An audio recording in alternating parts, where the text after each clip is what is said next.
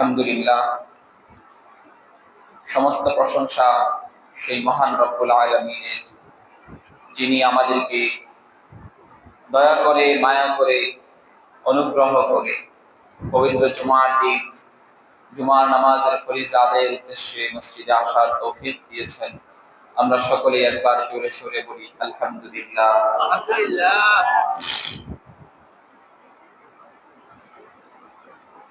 আল্লাহ সুবহানাহু ওয়া তাআলা আমাদেরকে অসংখ্য অগণিত নিয়ামত দান করেছেন। আমাদের পুরো জিন্দেগিটা, যখন থেকে আমরা মায়ের পেটে এসেছি তখন থেকে নিয়ে একেবারে মৃত্যু পর্যন্ত আমাদের পুরা জীবন আল্লাহ সুবহানাহু ওয়া তাআলার নিয়ামতে ভরপুর। শ্বাস নিচ্ছি, এটাও আল্লাহর নিয়ামত। পবিত্র ফ্রেশ পানি খাচ্ছি, এটাও আল্লাহর নিয়ামত। প্রতিদিন 3 বেলা খাবার খেতে পারতেছি, এটাও আল্লাহর নিয়ামত। সুস্থভাবে হাঁটতে পারতেছি, চলতে পারতেছি, এটাও আল্লাহর কি নিয়ামত। প্রত্যেকটা জিনিস আল্লাহ সুবহানাহু ওয়া তাআলার নিয়ামত। 24 ঘন্টা আল্লাহ সুবহানাহু ওয়া তাআলার নিয়ামতের মুখাপেক্ষী, আল্লাহ সুবহানাহু ওয়া তাআলার অনুগ্রহের মুখাপেক্ষী। এমন কোন ব্যক্তি কি পৃথিবীতে আছে যে বলতে পারবে যে আমার আল্লাহর নিয়ামতের কোনো প্রয়োজন নেই, অথবা আল্লাহ সুবহানাহু ওয়া তাআলার অনুগ্রহের আমার কোনো প্রয়োজন নাই? এমন কোন ব্যক্তি আছে? কেউ যদি এই কথা বলে যে আল্লাহর নিয়ামতের আমার কোনো প্রয়োজন নাই, তার ঈমান থাকবে? থাকবে না। আল্লাহ সুবহানাহু ওয়া তাআলা আমাদেরকে যত নিয়ামত দান করেছেন, তার মধ্য থেকে অন্যতম একটা নিয়ামত হচ্ছে সন্তানাদি। আল্লাহ সুবহানাহু ওয়া তাআলা আমাদেরকে সন্তান দান করেন। বৈবাহিক পবিত্র সম্পর্কের মাধ্যমে এই সন্তান আমরা লাভ করি। তো এটা হচ্ছে আল্লাহ সুবহানাহু ওয়া তাআলার একটা নিয়ামত, আল্লাহ সুবহানাহু ওয়া তাআলার একটা অনুগ্রহ।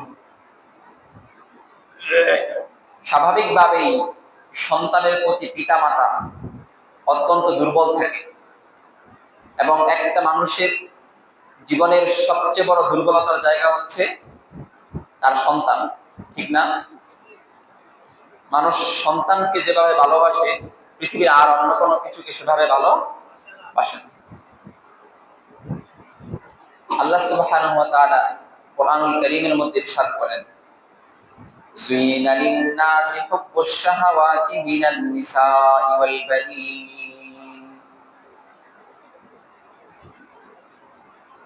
মানুষের জন্য শাহওয়াতের বস্তুগুলোকে সজ্জিত করা হয়েছে, সুন্দর করা হয়েছে। মানুষের আগ্রহের বস্তুর মধ্যে 1 নাম্বার হচ্ছে স্ত্রী। 1 নাম্বার কি? স্ত্রী, নারী। নারীর প্রতি মানুষ দুর্বল থাকে। স্ত্রীর প্রতি মানুষের দুর্বলতা এটা স্বভাবজাত, এটা কেউ অস্বীকার করতে পারবে না। পৃথিবীর কেউ এটা বলতে পারবে না, কোন সুস্থ পুরুষ এটা বলতে পারবে না যে স্ত্রীর প্রতি আমার কি নাই, আকর্ষণ নেই, বা আমার কোন নারীর প্রতি আকর্ষণ নেই। পৃথিবীর কোন সুস্থ পুরুষ এটা বলবে না। 1 নাম্বার শাহওয়াতের বস্তু হচ্ছে নারী, আর 2 নাম্বার বস্তু হচ্ছে সন্তান। 2 নাম্বার কি? আল্লাহ সুবহানাহু ওয়া তাআলা বলেছেন মানুষের জন্য দুনিয়ার যে ভোগের বস্তুগুলো আছে এগুলোকে মানুষের জন্য সজ্জিত করা হয়েছে। তার মধ্যে থেকে 1 নাম্বার হচ্ছে নারী, আর 2 নাম্বার হচ্ছে আল বানী, সন্তানাদি। অন্য এক আয়াতের মধ্যে আল্লাহ সুবহানাহু ওয়া তাআলা বলেন, আল মালু ওয়াল বানুনা যিনাতুল হায়াতিদ দুনিয়া।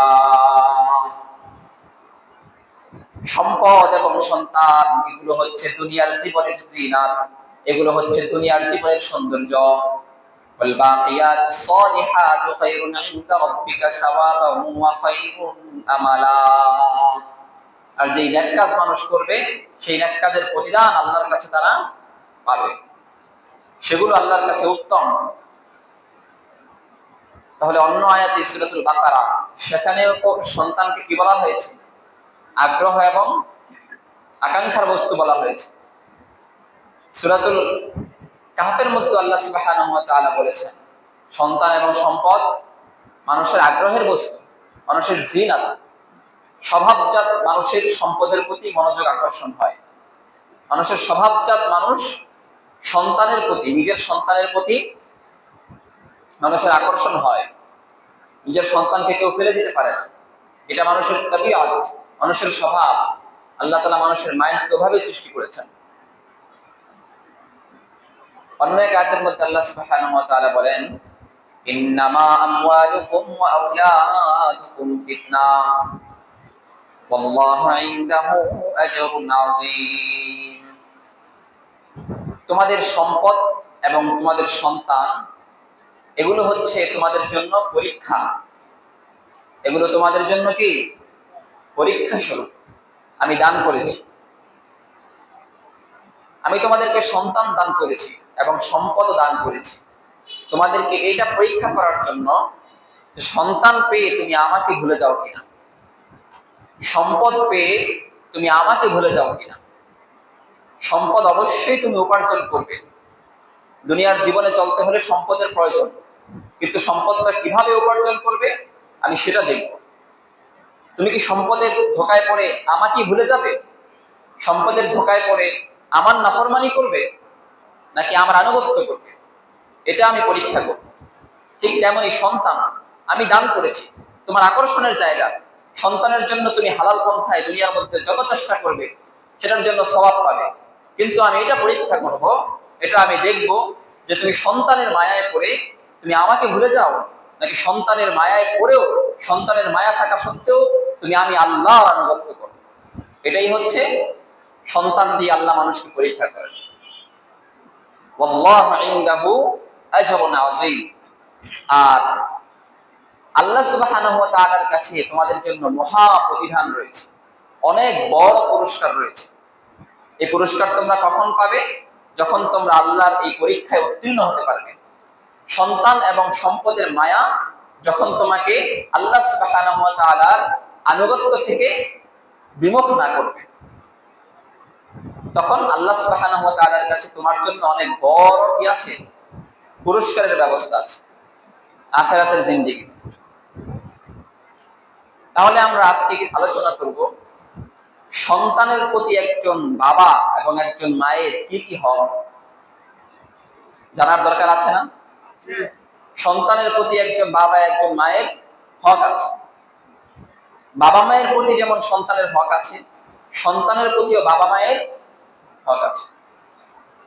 কিন্তু আমাদের আলোচনা করতে হবে শুরু থেকে, অর্থাৎ সন্তানের প্রতি বাবা মায়ের কি হক এই জিনিসটা আগে নিয়ে আসতে হবে, আগে আলোচনা করতে হবে। কারণ সন্তান আগে নাকি বাবা মা আগে? সন্তানকে বাবা মা যে শিক্ষা দিবে সন্তান তো সেই শিক্ষাই পাবে, ঠিক না? তাহলে বোঝা গেল বাবা মা আগে, সন্তান হচ্ছে কি পরে। তো সন্তানের প্রতি বাবা মায়ের কিছু হক আছে, কিছু করণীয় আছে, কিছু কর্তব্য আছে। আল্লাহ সুবহানাহু ওয়া তাআলার পক্ষ থেকে বাবা মাকে, যারা বাবা মা হবে তাদেরকে সন্তানের প্রতি দায়িত্বগুলো দেওয়া হয়েছে। এখন আমাদের অনেককেই দেখা যায় আমরা সন্তানদের ব্যাপারে অভিযোগ করি যে সন্তান কথাবার্তা শোনে না, সন্তানকে আমি কন্ট্রোল করতে পারছি না। কিন্তু আগে আমাদেরকে এটা দেখতে হবে, সন্তানকে আমি কেন কন্ট্রোল করতে পারছি না? সন্তান আমার আনুগত্য করবে, আমি কি সন্তানকে সেই শিক্ষা দিয়েছি? সন্তানকে কি আমি সেভাবে গড়ে তুলেছি?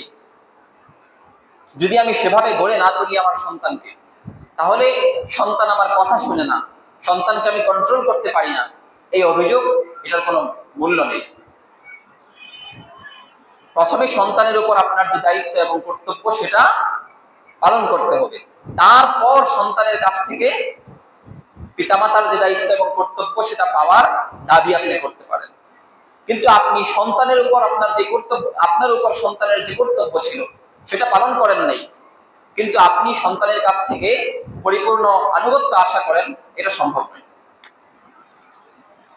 এজন্য আমাদেরকে জানতে হবে যে সন্তানের প্রতি একজন বাবা মায়ের কি দায়িত্ব এবং কর্তব্য।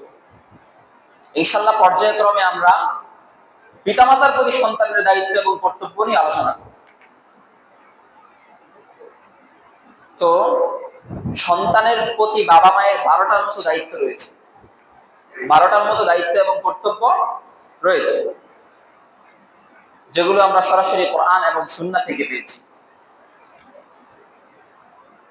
একজন সন্তানের প্রতি বাবা মায়ের প্রথম দায়িত্ব এবং কর্তব্য হলো সন্তানের জন্য একজন ভালো মা নির্বাচন করা। কি করা? একজন ভালো মা নির্বাচন করা। যারা বিয়ে করেননি এখনো, বা যাদের সন্তানাদিদেরকে আমরা বিয়ে দিব, আমরা এটা লক্ষ্য রাখবো। কারণ আমি যাকে বিয়ে করব তার গর্ভ থেকে আমার কি হবে? সন্তান হবে। ফ্যাক্টরি যদি ভালো না হয় তাহলে ফ্যাক্টরির মাল ভালো হবে? মেশিন যদি 2 নাম্বার হয়, মেশিনের মাল কি 1 নাম্বার হবে? 2 নাম্বার মেশিন থেকে কি 1 নাম্বার মাল আশা করতে পারেন? এটা কখনো সম্ভব? সম্ভব না। তাহলে মাল যদি ভালো পেতে হয় তাহলে আগে কি ভালো করা লাগবে? মেশিন ভালো করা লাগবে, ফ্যাক্টরি ভালো করা লাগবে। আর মা হচ্ছে সন্তানের ফ্যাক্টরি, মা হচ্ছে সন্তানের প্রথম বিদ্যালয়, মা হচ্ছে সন্তানের প্রথম শিক্ষক। মায়ের কাছ থেকে সন্তানরা সবকিছু শিখে। সুতরাং 1 নাম্বার কর্তব্য হচ্ছে সন্তানের জন্য একজন ভালো মা নির্বাচন করা, অর্থাৎ একজন ভালো নেককার স্ত্রীকে কি করা? বিয়ে করা। এটা হচ্ছে একেবারে সর্বপ্রথম টার্নিং পয়েন্ট, এবং যারা এখনো বিয়ে করেননি তাদের জন্য এই জিনিসটা সবচেয়ে বেশি গুরুত্বপূর্ণ। এখন একটা মেয়ে সে ভালো কি ভালো না সেটা আমরা বুঝবো কিভাবে? হাদিসের মধ্যে এসেছে, সহিহ বুখারীর হাদিস, হযরত আবু হুরায়রা রাদিয়াল্লাহু তাআলা আনহু থেকে বর্ণিত। قال رسول الله صلى الله عليه وسلم تنكح المرأة لأربع لمالها ولحسابها ولجمالها ولدينها فاظفر بذات الدين تربت يداك। আল্লাহর নবী সাল্লাল্লাহু আলাইহি ওয়াসাল্লাম আবু হুরায়রাকে বলেন, হে আবু হুরায়রা, একজন মহিলাকে 4টা জিনিস দেখে বিয়ে করা হয়। সাধারণত 4টা জিনিস দেখে একটা নারীকে বিয়ে করা হয়। তার মধ্যে 1 নাম্বার হচ্ছে মাল দেখে, সম্পদ দেখে। সম্পদ দেখে নারীকে বিয়ে করা হয়। তার মানে এটা না যে আমরা যৌতুক নেব। সম্পদ দেখে বিয়ে করার অর্থ এটা নয় যে কিনে হবে, যৌতুক দাবি করা হবে, 4 লাখ, 5 লাখ, 10 লাখ, আছে না? যৌতুক হারাম। যৌতুক কি? এখানে সম্পদ দেখে বিয়ে করা হবে, এটার অর্থ হচ্ছে উভয় পক্ষের মিল দেখে বিয়ে করা হবে।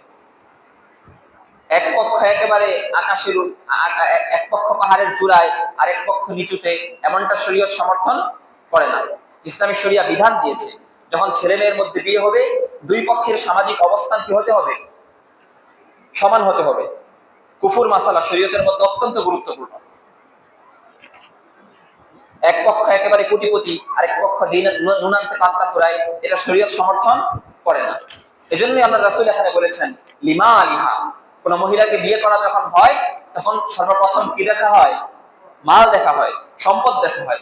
অর্থাৎ যাকে আমি বিয়ে করছি তার সাথে আমার সামাজিক স্ট্যাটাস মিলবে কিনা, তার সাথে আমার পেশাগত স্ট্যাটাস মিলবে কিনা, এটা দেখা হবে। যৌতুক দাবি করার কথা এখানে বলা হয়। তো 1 নাম্বার হচ্ছে লিমা আলিহা, কোন নারীকে বিয়ে করা হবে তার সম্পদ দেখে। 2 নাম্বার আল্লাহ রাসূল বলেছেন ওয়ালি হাসাবিহা, মহিলার বংশমর্যাদা দেখে বিয়ে করবা। মহিলার বংশগত মর্যাদা কি, সে ভালো বংশের কিনা, তার বংশগত অবস্থান কেমন, এটাও দেখতে হবে। কারণ মানুষের স্বভাব চরিত্রের মধ্যে বংশের প্রভাব আছে না নাই? আছে, অবশ্যই আছে। অবশ্য বর্তমানে বাংলাদেশে বংশগত যে বিষয়টা আছে এটা উঠে যাচ্ছে। এক সময় ছিল, এক সময় যেমন চৌধুরী বংশ, ভুইয়া বংশ, চকিদার বংশ, খান বংশ, এগুলোর আলাদা আলাদা মর্যাদা ছিল বাংলাদেশের মধ্যে। কিন্তু বর্তমানে এগুলো আস্তে আস্তে উঠে যাচ্ছে। সৌদি আরবের মধ্যে অথবা আরব কান্ট্রিগুলোতে বিয়ে করার ক্ষেত্রে এই বংশগত মিলটা অত্যন্ত গুরুত্বের সাথে দেখা হয়। এজন্য আল্লাহ রাসূল বলেছেন লিহাসাবিহা, মহিলাকে বিয়ে করতে হলে তার কি দেখতে হবে? বংশ দেখতে হবে, তার বংশ মর্যাদা ঠিক আছে কিনা, সে ভালো বংশের মেয়ে কিনা। কোন চোর বংশের মেয়ে, চরিত্র খারাপ যে বংশের, ওই বংশের একটা মেয়ে এনে বিয়ে করে ফেললেন, এটা করা যাবে না। ওয়ালি জামালিহা, 3 নাম্বার যে বিষয়টার কথা আল্লাহর রাসূল সাল্লাল্লাহু আলাইহি ওয়াসাল্লাম বলেছেন সেটা হচ্ছে মহিলার সৌন্দর্য। কোন মহিলাকে বিয়ে করতে হলে তার সৌন্দর্য আছে কিনা সেটাও দেখে নাও। দেখা হয় কি হয় না? কেউ কি চায় কালো মেয়ে বিয়ে করতে? অসুন্দর পাত্রী বিয়ে করতে কেউ চায়? চায় না। তাহলে সৌন্দর্যটা কি করতে হবে? দেখতে হবে। কারণ বিয়ে তো আর কোনো ছেলে খেলা নয় যে আজকে করলাম কালকে ডিভোর্স হয়ে গেল, বা আজকে একটা করলাম কালকে আরেকটা করলাম, পরশু আরেকটা করলাম, এমন কোনো বিষয়। এজন্য যার সাথে আপনি সারা বছর থাকবেন তার জামাল সৌন্দর্য অবশ্যই দেখতে হবে। 4 নাম্বার হচ্ছে ওয়ালিদিনহা, তার মধ্যে দিনদারিতা আছে কিনা এটা দেখতে হবে। কি দেখতে হবে? দিনদারিতা, তার মধ্যে দিন আছে কিনা, তার মধ্যে আমল আছে কিনা এটা দেখতে হবে। আল্লাহ রাসূল সাল্লাল্লাহু আলাইহি ওয়াসাল্লাম হাদিসের পরবর্তী অংশের মধ্যে বলেন, ফাসফার বিদাতিদ দ্বীন তারিবাত ইয়াদাকা। হে আবু হুরায়রা, তুমি যখন বিয়ে করবে অথবা কাউকে বিয়ে দিবে, তাহলে তুমি দিনদারিতার বিষয়টাকে সবচেয়ে বেশি প্রাধান্য দিবে। সম্পদ, বংশমর্যাদা, সৌন্দর্য তিনটা যদি নাও থাকে, যদি দিনদারিতা থাকে, এটাকে তুমি সবচেয়ে বেশি কি দিবে? প্রাধান্য দিবে। যদি তুমি দিনদারিতাকে প্রাধান্য না দাও, তারিবাত ইয়াদাকা, তাহলে তোমার হাত ধুলোয় দূষিত হয়ে যাবে, তোমার জীবন জাহান্নাম হয়ে যাবে। ঠিক কি ঠিক না? ঘরের বউ ভালো হলে জীবন জান্নাত, আর যদি ঘরের বউ খারাপ হয় তাহলে দুনিয়া জাহান্নাম। যাদের ঘরের মধ্যে এরকম বউ আছে তারা বলতে পারবে। স্ত্রী যদি ভালো হয় তাহলে কি পৃথিবীটা পুরো জান্নাতের মতো হয়ে যায়। আর যদি স্ত্রী বদমেজাজ হয়, খিটখিটে স্বভাবের হয়, দুশ্চরিত্রবান হয়, তাহলে সেই পুরুষের চেয়ে দুর্ভাগা, হতভাগা আর পেরেশানি যুক্ত পুরুষ দুনিয়ার মধ্যে আর কেউ নাই। দুনিয়ার সমস্ত টেনশন প্যারা এগুলো নেওয়া যায়, কিন্তু ঘরের স্ত্রীর প্যারা এটা অত্যন্ত জঘন্য একটা জিনিস, এটা নেওয়া যায় না। এজন্য আল্লাহ রাসূল বলেছেন প্রাধান্য দিতে হবে কাকে? দিনদারিকে প্রাধান্য দিতে হবে। তার মধ্যে দিনদারিতা আছে কিনা, তার চরিত্র উত্তম কিনা, এটাকে প্রাধান্য দিবে। সৌন্দর্য আছে, সম্পদ আছে, বংশমর্যাদাও আছে, দিন নাই, এমন মেয়েকে বিয়ে করা যাবে না। আল্লাহ রাসূল অন্য একটি হাদিসের মধ্যে বলেছেন, সহিহ মুসলিমের রাওয়ায়াত, আদ-দুনিয়া কুল্লুহা মাতা ওয়া খায়রু মাতাইহা আল-মারআতুস সালিহা। পুরো দুনিয়াটাই হচ্ছে ভোগের বস্তু, আর দুনিয়ার মধ্যে সর্বোত্তম ভোগের বস্তু হচ্ছে আল-মারআতুস সালিহা, নেককার স্ত্রী। সবচেয়ে বড় ভোগের বস্তু কি? নেককার স্ত্রী। এই স্বামী স্ত্রীর সম্পর্ক হচ্ছে দুনিয়ার মধ্যে একমাত্র সম্পর্ক, যে সম্পর্ক জান্নাতেও টিকে থাকবে। সন্তান এবং বাবা, সন্তান এবং মায়ের সম্পর্ক জান্নাতে থাকবে? থাকবে না। কিন্তু স্বামী স্ত্রীর বৈবাহিক সম্পর্ক এটা দুনিয়াতেও যেমন আছে, জান্নাতেও আছে। আল্লাহ তাআলা পৃথিবী যখন শুরু করেছেন তখন থেকে স্বামী স্ত্রীর পবিত্র সম্পর্ক শুরু হয়েছে, এবং এটা জান্নাতেও থাকবে। সুতরাং আমার স্ত্রী কেমন হবে ওইটার উপর নির্ভর করবে আমার সন্তান কেমন হবে। এই জন্য স্ত্রী নির্বাচনের ক্ষেত্রে অত্যন্ত সতর্কতার সহিত স্ত্রী নির্বাচন করতে হবে। তাহলে সন্তানের প্রতি পিতামাতা, একজন বাবার প্রথম হক হচ্ছে তার জন্য একজন ভালো মা নির্বাচন করা। কি করা? একজন ভালো মা নির্বাচন করা। 2 নাম্বার হক হচ্ছে যখন স্বামী স্ত্রীর মধ্যে পবিত্র সম্পর্ক স্থাপন হয়, তখন হাদিসের মধ্যে একটি দোয়ার কথা বলা হয়েছে, সেই দোয়াটা পড়ে নেওয়া। যে সম্পর্কের মাধ্যমে সন্তানটা জন্ম নেবে সেই সম্পর্ক স্থাপনের আগে একটা দোয়া পড়তে হবে। আল্লাহ রাসূল আমাদেরকে সেই দোয়াটা শিখিয়েছেন। অন্যথায় আমাদের এই পবিত্র সম্পর্ক আর পশু পাখি জীবজন্তুর পবিত্র সম্পর্কের মধ্যে কোনো পার্থক্য থাকবে না। এজন্য পবিত্র সম্পর্ক স্থাপনের আগে আল্লাহ রাসূল আমাদেরকে একটি দোয়া শিখিয়েছেন, সেই দোয়াটা পড়তে হবে। সহিহ বুখারী হাদিসের মধ্যে আছে, আল্লাহ রাসূল বলেছেন, যে ব্যক্তি স্ত্রীর সাথে পবিত্র সম্পর্ক স্থাপন করার পূর্বে এই দোয়াটা করে নেবে, লা ইয়াদুররুহু শাইতান, শয়তান ওই সন্তানের কোনো ক্ষতি করতে পারবে না। দোয়াটা হচ্ছে, আল্লাহুম্মা জান্নিবিনাশ শাইতানা ওয়া জান্নিবিশ শাইতানা মা রাযাকতানা। হে আল্লাহ, আপনি আমাদের থেকে শয়তানকে দূরে রাখুন। আমাদের এই পবিত্র সম্পর্কের মধ্যে, পবিত্র সম্পর্কের মধ্যে শয়তানের কোনো ছিটাফাটাও আপনি ঢুকতে দিবেন না। শয়তানকে আপনি আমাদের থেকে দূরে রাখুন। ওয়াজান্নিবিশ শাইতানা মা রাযাকতানা, এবং আমাদের এই পবিত্র সম্পর্কের মাধ্যমে যে সন্তান আসবে, যে সন্তান আপনি আমাদেরকে দান করবেন, সেই সন্তানকেও আপনি শয়তান থেকে দূরে রাখুন। এটা হচ্ছে কিসের দোয়া? স্ত্রীর সাথে পবিত্র সম্পর্ক স্থাপন করার দোয়া। সহিহ বুখারীর হাদিস। এই দোয়াটা পড়তে হবে।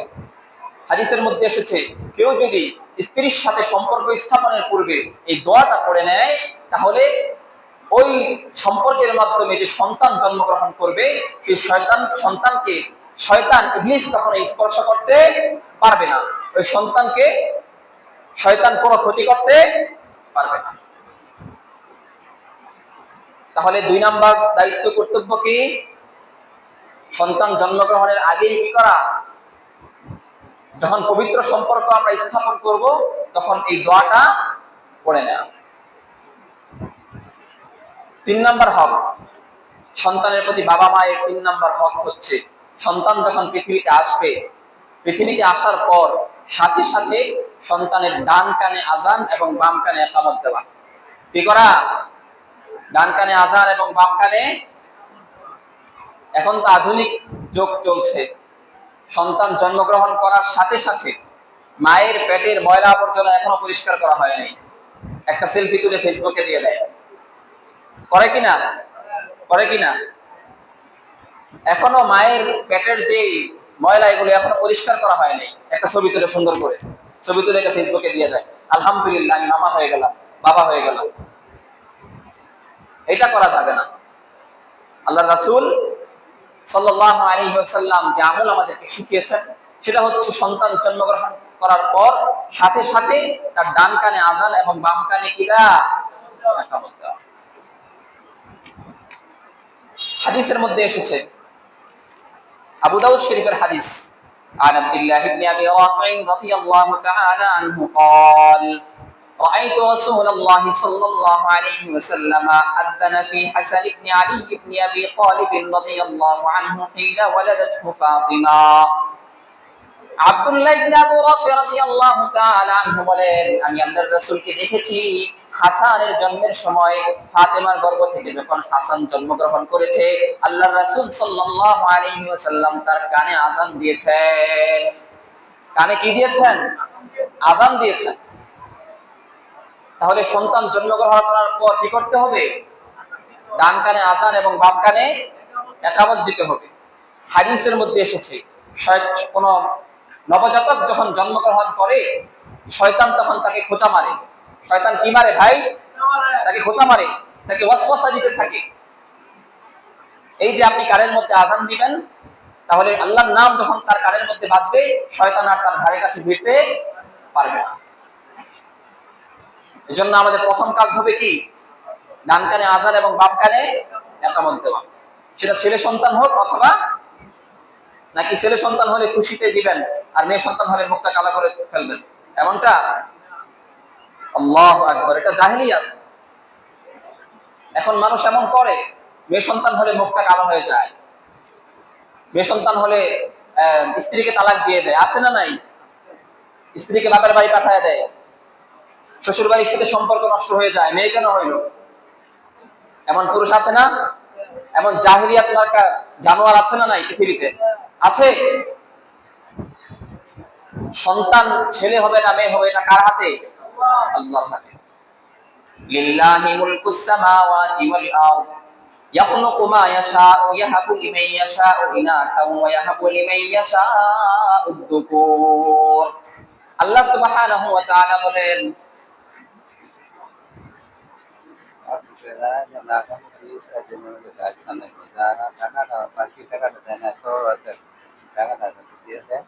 আর কেউ যদি পারে আগামী কথা বলে সময়। আল্লাহ সুবহানাহু ওয়া তাআলা বলেন, লিল্লাহি মুলকুস সামাওয়াতি ওয়াল আরদ, আসমান এবং জমিনের রাজত্ব একমাত্র আল্লাহর জন্য। ইয়াখলুকু মা ইয়াশা, আল্লাহ সুবহানাহু ওয়া তাআলা যা চান তাই সৃষ্টি করেন। ইয়াহাবু লিমান ইয়াশাউ ইনাসা ওয়া ইয়াহাবু লিমান ইয়াশাউ যুকুর। আল্লাহ সুবহানাহু ওয়া তাআলা যাকে চান তাকে কন্যা সন্তান দান করেন, আর যাকে ইচ্ছা করেন তাকে পুত্র সন্তান দান করেন। সুতরাং কন্যা সন্তান অথবা পুত্র সন্তান হওয়া না হওয়া এটা কার ইচ্ছার উপর নির্ভর করে। সুতরাং স্ত্রীর ঘরে কন্যা হলে তাকে কি তালাক দিয়ে দিবেন, তার সাথে সম্পর্ক শেষ করে ফেলবেন? আল-ইয়াযু বিল্লাহ, এটা জাহেলিয়াত। জাহেলি যুগে যখন মেয়ে সন্তান জন্মগ্রহণ করত, কাফেরদের মুখ কালো হয়ে যেত। আল্লাহ তাআলা কোরআনে বলেছেন, ওয়া ইযা বুশশিরা আহাদুহুম বিল উনসা যাল্লা ওয়াজহুহু মুসওয়াদ্দান ওয়া হুয়া কাযীম। তাদেরকে যখন কন্যা সন্তানের ব্যাপারে সুসংবাদ দেওয়া হতো, তাদের চেহারা কালো হয়ে যেত, তারা মন খারাপ করে ফেলতো। আল্লাহ সুবহানাহু ওয়া তাআলা আল্লাহর রাসূলের মাধ্যমে এই জাহেলিয়াতকে ধ্বংস করেছেন, জাহেলিয়াতের এই কথাকে জেটিয়ে বিদায় করেছেন। সুতরাং কোন মুসলমানের জন্য এটা জায়েজ নেই, তার ঘরে কন্যা সন্তান জন্মগ্রহণ করলে সে মুখ কালো করে ফেলবে, স্ত্রীর সাথে সম্পর্ক নষ্ট করে ফেলবে, স্ত্রীর বাপের বাড়ির সাথে সম্পর্ক নষ্ট করে ফেলবে। এটা জাহেলিয়াত ছাড়া, এটা মূর্খতা ছাড়া আর কিচ্ছু না। সুতরাং ছেলে সন্তান হোক আর মেয়ে সন্তান হোক, তার ডান কানে আযান এবং বাম কানে কি দিতে হবে? ইকামাত দিতে হবে। ছবি তোলা যাবে না, সেলফি তোলা যাবে না। আল্লাহু আকবার। 4 নাম্বার হক, 4 নাম্বার হক হচ্ছে সন্তান জন্মগ্রহণ করার পর তাকে তাহনিক করা। কি করা? তাহনিক করা। তাহনিক কি? তাহনিক হচ্ছে বড় কোনো বুজুর্গ অথবা আল্লাহওয়ালা ব্যক্তির চিবানো খেজুর নবজাতকের মুখের মধ্যে একটু দিয়ে দেয়া, যেন ওই আল্লাহওয়ালা ব্যক্তির মুখের লালা তার প্রথম খাবার হয়। এটাকে বলা হয় তাহনিক। এটাকে কি বলা হয়? সন্তানকে কোনো বুজুর্গ ব্যক্তির কাছে নিয়ে যাওয়া, অথবা কোনো বুজুর্গ ব্যক্তিকে সন্তানের কাছে দাওয়াত দিয়ে নিয়ে আসা। তিনি একটু খেজুর চিবিয়ে দিবেন, সেই চিবানো খেজুর সন্তানের মুখের মধ্যে অল্প একটু দিয়ে দেয়া, এটাকে বলা হয় তাহনিক। এটাকে কি বলা হয়? এটা হচ্ছে সুন্নাহ। সহিহ হাদিসের মধ্যে এসেছে, আব্দুল্লাহ ইবনে জুবাইর রাদিয়াল্লাহু তাআলা আনহু তিনি যখন জন্মগ্রহণ করেছেন, তার মা তাকে আল্লাহর রাসূল সাল্লাল্লাহু আলাইহি ওয়াসাল্লামের কাছে নিয়ে এসেছেন। আল্লাহর রাসূল তাকে খেজুর চিবিয়ে, সেই চিবানো খেজুর তার মুখের মধ্যে দিয়ে দিয়েছিলেন। এটাকে বলা হয় কি? তাহনিক। সুতরাং কি করতে হবে? তাহনিক করতে হবে। এর মাধ্যমে সন্তানের জীবনের মধ্যে বরকত আসবে, তার মধ্যে দ্বীনদারিতা আসবে, একজন বড় বুজুর্গ ব্যক্তির সোহবত নিয়ে সে বেড়ে উঠবে। 5 নাম্বার হক হচ্ছে সন্তান জন্মের 7ম দিনে, সন্তান জন্মের 7ম দিনে তার মাথার চুলগুলোকে কেচে ফেলা। মাথার চুলগুলো কেচে সেগুলো ওজন করে সেই পরিমাণ রূপা অথবা তার মূল্য আল্লাহর রাস্তায় দান করে দেওয়া। এবং 7ম দিনে সন্তানের আকিকা দেওয়া। কি দেওয়া? আকিকা দেওয়া। যদি মেয়ে হয় তাহলে একটা ছাগল, আর যদি ছেলে হয় তাহলে 2টা ছাগল আকিকা করা। এবং সন্তানের একটা সুন্দর নাম রাখা। কি রাখা? সন্তানের একটা সুন্দর নাম রাখা। এটা হচ্ছে 5 নাম্বার দায়িত্ব এবং কর্তব্য। কি করা? 7ম দিনে মাথার চুলগুলো ফেলে দেয়া, মুন্ডন করা, সেই চুলগুলোকে ওজন করে সেই ওজন পরিমাণ রূপা অথবা তার মূল্য আল্লাহর রাস্তায় দান করে দেওয়া, কোন দরিদ্র ব্যক্তিকে দান করে দেওয়া। এবং আকিকা দেওয়া। আকিকা দিলে কি হবে? আকিকা দিলে এই আকিকার বিনিময়ে সন্তান সমস্ত বিপদ আপদ থেকে ইনশাআল্লাহ হেফাজত থাকবে। এজন্য আকিকা দিতে হবে। আল্লাহ রাসূল আকিকা দেওয়ার কথা বলেছেন। 7ম দিনে আকিকা দিয়ে সন্তানের একটা সুন্দর নাম রাখতে হবে। কি নাম রাখতে হবে? সুন্দর অর্থবহ নাম রাখতে হবে।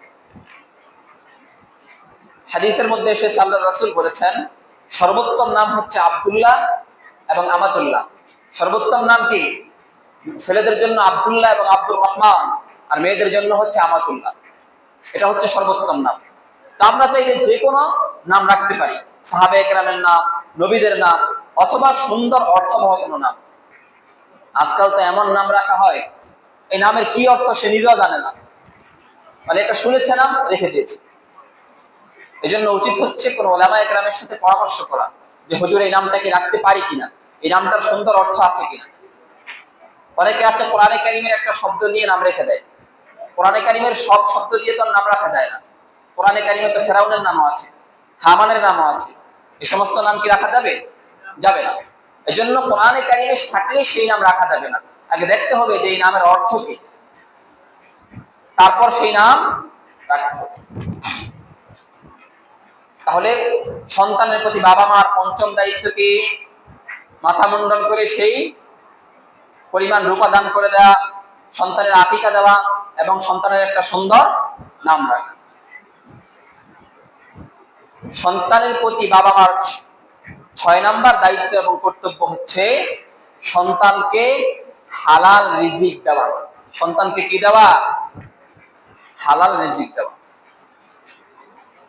একেবারে ছোটকাল থেকেই তাকে হারামের আশপাশেও না নেওয়া, তার সমস্ত কিছু হালাল সম্পদ দিয়ে করা, তাকে হারাম সম্পদ বক্ষণ না করা।